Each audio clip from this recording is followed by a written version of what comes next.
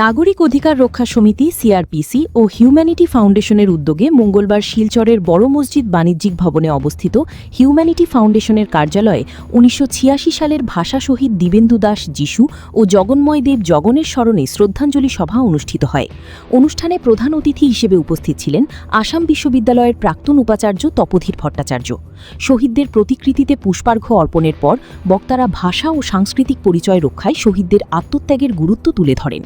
সভার শেষে শিলচর বার অ্যাসোসিয়েশনের যুগ্ম সাধারণ সম্পাদক নির্বাচিত হওয়ায় আইনজীবী আলী রেজা ওসমানীকে হিউম্যানিটি ফাউন্ডেশনের পক্ষ থেকে সংবর্ধনা জানানো হয়।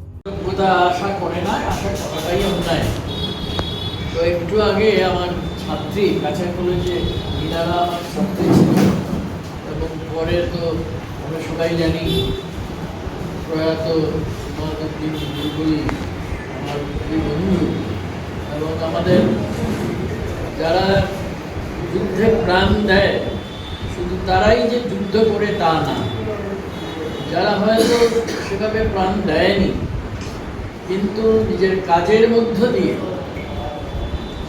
যদি আমাদের জাগিয়ে রাখার চেষ্টা করে তারাই প্রকৃত যোদ্ধা। ইমাদ উদ্দিন বুলবুল সেরকম একজন যোদ্ধা ছিলেন, এটা আমরা সবাই জানি।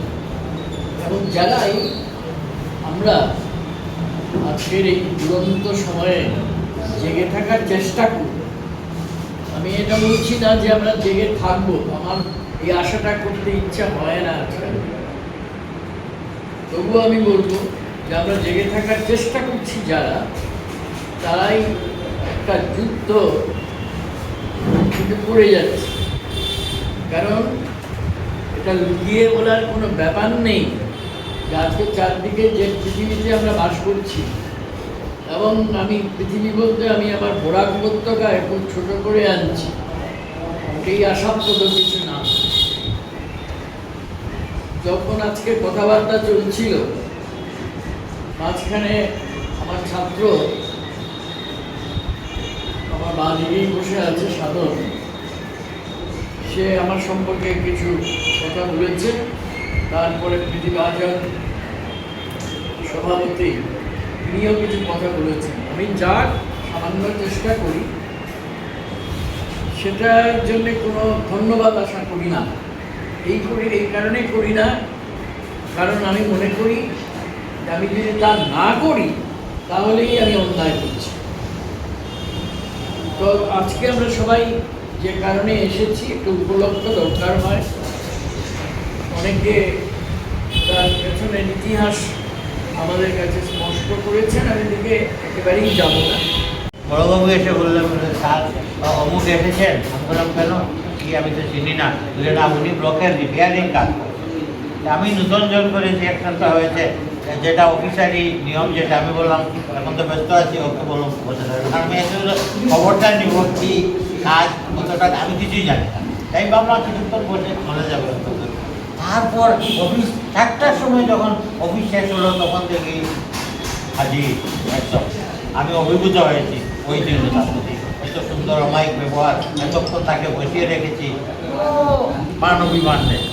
তো এরপরে একটা আত্মীয়তা হয়ে গেল, এত সুন্দর ব্যবহার, এত মাইডিয়ার ব্যবহার। এবং যেদিন গুলিবিদ্ধ হয়েছে রিয়েলি আমি খুবই মর্মাহত হয়েছি, মনে করে খুবই আঘাত করেছি। আমার এক বন্ধুকে বলেছিলাম বলে, তুমি করিমগঞ্জের অবস্থাটা আমাকে বলো কি হয়েছে, জগনের কি হয়েছে, কোথায় কী হয়েছে। সে এমনভাবে একটু বাচ্চার ছেলেটা, সে সার্কিট হাউস থেকে আরম্ভ করেছে, গভর্নমেন্ট স্কুলে এসেছে, পেট্রোল পাম্পে। আমি বলে তোর পেট্রোল পাম্প তো জগনের কথা বলা এইরকম আর কি থাকে। আমি যার জন্য তোরে ফোন করে এই কথাতেই যাব। যাই হোক, তারা দুজনই তাদের আত্মবলিদান করেছেন ভাষার কারণে। সে কারণেই আমরা যদিও আনুষ্ঠানিকভাবে শহীদ দিবস না, আমরা বরাকভ্যালিতে তাদের এই মৃত্যু দিবসকে শহীদ দিবস হিসাবে পালন করি। আমরা এখানে শহীদ দিবস লিখিনি। তো আমরা এই যে শহীদ দিবসটা পালন করি, একটু আগে আমার তৃতীয় প্রজন্ম এখানে উপস্থিত ডাক্তার অজয় রায় বলছেন, তাকে জিজ্ঞাসা করেছিলেন যে এটা কি আজকে এখানে কী হবে। সে বলছেন আমিও জানি না, আজকে জানবো দাদার সাথে। এই হলো আমাদের অবস্থা। আমাদের দ্বিতীয় প্রজন্মও জানে না, তৃতীয় প্রজন্ম তো জানেই না, 61ও জানে না, আর এই 86ও জানে না।